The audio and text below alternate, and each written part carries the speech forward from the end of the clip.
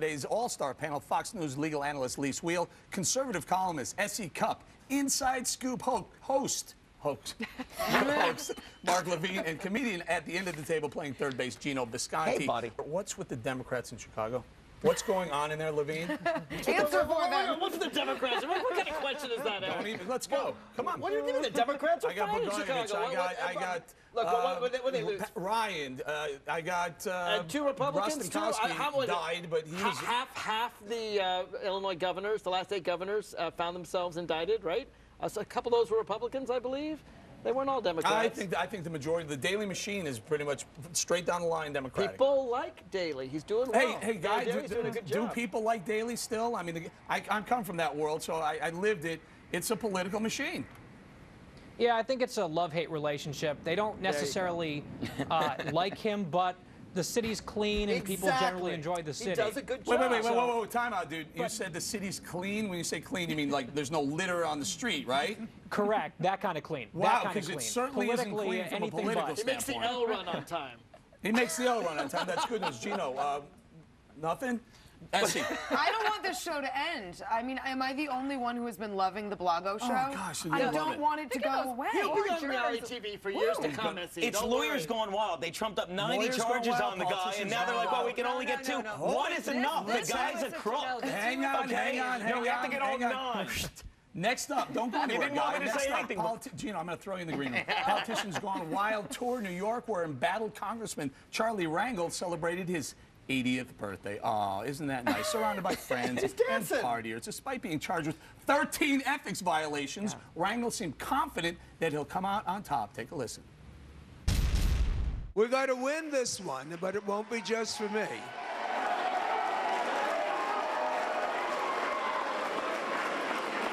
And most importantly, Ms. Falanis here, thank you so much. Please remember me in your prayers. Hold on, I'm welling up. Essie, is he kidding? God. Is he kidding? The other day he said, listen, I broke the rules, I did things wrong, but I'm not corrupt. He's delusional. I don't know if he's corrupt. I think he's he, crazy. Should he step down? Yeah, I mean, this is what happens. You see this happen to people who are in the same place for a long time. Helen Thomas comes to mind. They get a little delusional. Yeah. And I think Charlie Rangel, forget the corruption, just look at the optics of this and the disconnect. He's throwing this lavish party at the plaza while he's about to face ethics charges. Optics. What are you doing? Disconnect. The man is charged with 13 ethics violations. He says, I'm going to fight this. It's the American, maybe it's the American way. It is the American way. Why? You're innocent until proven guilty. What is it that he's been charged with? Unfortunately, a lot of the same things that other members of Congress have done. Being the chairman of the House Ways and Means Committee, a committee that's so important, you're not allowed to be on any other House committee. You're only on and he made a mistake on his taxes. Made tax laws. Right. Oops, I and forgot this. What did he do? Hold on. I forgot these assets. I forgot this income. Right. I had these housing deals that were kind of illegal, probably. And what did he do? What do you mean, what did he do? What did he do? He corrected it. He filed a correction. He paid the penalties and interest. That's what you do when you Go make ahead, a mistake. I hear you. But come on. Go ahead. None of us ever made a mistake on our taxes. Go ahead. Well, I mean, let's just draw a comparison here between the Democrats and the Republicans for just a second. Democrats were going nuts about the culture of corruption. We're going to drain the swamp back in 2006. Guys like Bob Ney, Duke Cunningham, and Mark Foley were pinned to the wall. They're all out of Congress. He's right. Here's Charlie Rangel. He's getting a party. Hang on, Hold on. Please go ahead. Drain the swamp. Did they drain this? Here's a swamp rat. That's pretty much of a swamp. He's not drained. But you're forgetting the most important point about this party, which is that it was a fundraiser he's charging for to pay the lawyers. He's going to need to pay the lawyers. I can sum up what's wrong with him in one word. He's 80. He doesn't care anymore. He's been doing this for so long, he doesn't even realize it's wrong. You veer off the path 80 years later, you're over here. He's like, hey, why don't you pay me so I can get out of prison and stuff? He's lost his marbles, and by the time this is settled, he'll be dead. Go ahead. The scary thing is what Rangel has done, most members of Congress have done. Oh, so that's okay. No, that's a cynical statement. It's not okay. Stop. That's what's so It's okay. scary. They did it, so we should be able to do it. Unbelievable. This was not what Barack Obama campaigned on. Most congressmen or politicos do it. But I don't so think, it's okay. Wait, what is he Barack campaigned. I'm just saying. campaigned on change and transformation because that's what we want. I would like it's to not hold on. happening anywhere. This, you guys, is a good story. I have to get it. I want to save some time for this. Our third stop on Politicians Gone Wild. California Democrat Maxine Waters hit with an ethics case for trying to help out a small bank, One United. Oh, not a problem unless you count the $350,000 worth of shares her husband owned in One United. But I want to break this down even further, Lisa. I'm going to go to you in this one. The husband owns some shares. Maxine Waters arranged for a $12 million TARP loan for this bank. By the way, the bank, the guy who ran that bank, as corrupt as they come. And that's what the news came out today. And that's horrible. And she used Barney Frank to be a surrogate. But, you know, the only defense... Did what? Bad word. Bad word. We already said it right once. Come on, let's run with it. I mean, Throw up really, in my mouth. This is a family show. But the only defense, if I were trying to defend this and putting on the defense cap for her, is, you know, no pillow talk. They didn't share any of this information. She didn't know what she was doing. I mean, it's a stretch. Let me go further. Let me go one step further. A number of times Let me go one step further. Essie, listen to this. Kevin L. Cohee, he was the CEO of the bank. He arranged for an $11,000 charitable gift to Maxine Waters, her PAC fund.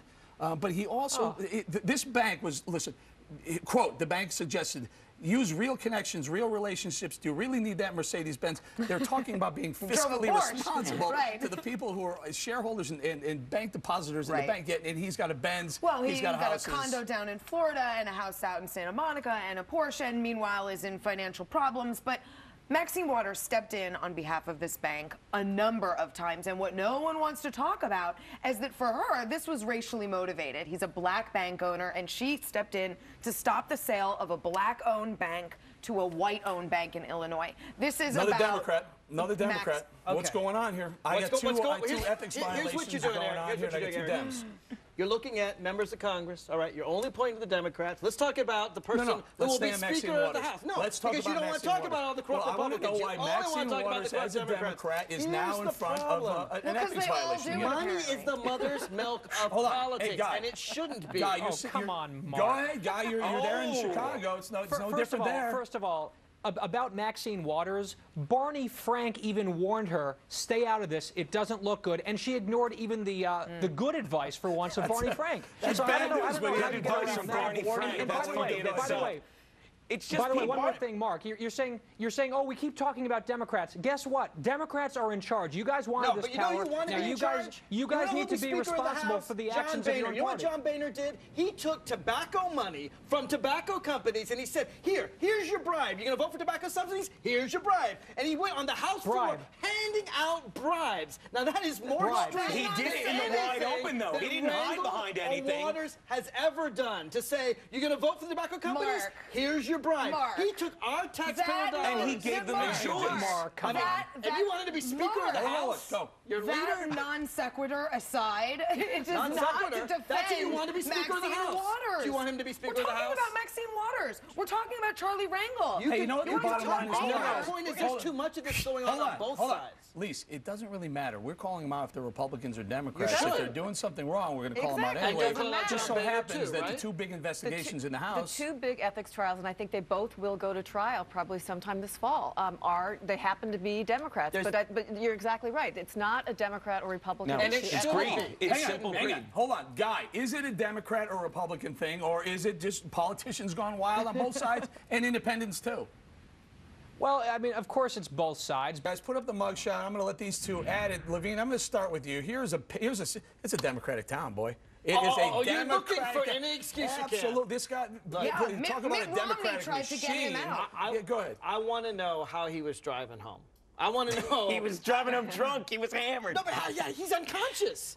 How did he do? Fall on the pedals? Let me tell you. Very sad. Call him drunk if you want, but to drive a car with no front wheel and axle, I think this guy is a hero. Okay.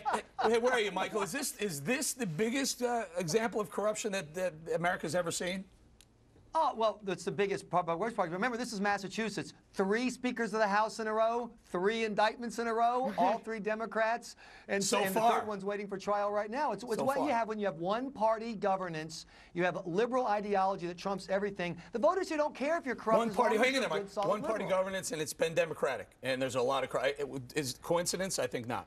I think it's completely apples and oranges. Look, Bush was drunk driving. Cheney was drunk driving. Is it? Lots of people drunk driving. Republicans and Democrats drunk driving. We're talking about corruption. The drunk driving is sad and tragic and scary, not funny, not, you know, I mean, we really should not be trivializing the fact that this guy was driving while drunk. He could have killed driving isn't a Republican or a Democratic issue either. Why are we politicizing You take responsibility for your actions, and this guy deserves all that money belonged to Charles Rangel. He's 90 now, people. He aged 10 years since we started. Let's get money out of politics. It's enough already. Money in politics are hand in hand, my friend.